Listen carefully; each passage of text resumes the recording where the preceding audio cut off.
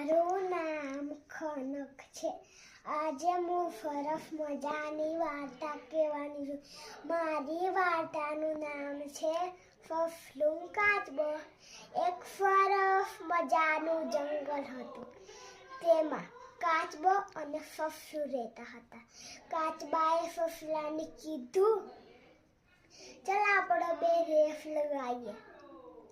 કાચબાએ કીધું, હારું. તે બે રેસ લગાવવા મળે. ફફલું તો ફાસ દોડતું જતું હતું. કાચબાબાઈ તો ધીમે ધીમે આવતા હતા. એટલામાં ફફલાને ઊંઘ આવી ગઈ. કે ફફલું ઝાડના નીચે સૂઈ ગયા. એટલામાં કાચબા ધીમે ધીમે કરતા વિના થઈ ગયા. ફફલાબાઈ તો આઉટ થઈ ગયા. એટલામાં ફફલા દોડતું એના જોડે ગયું.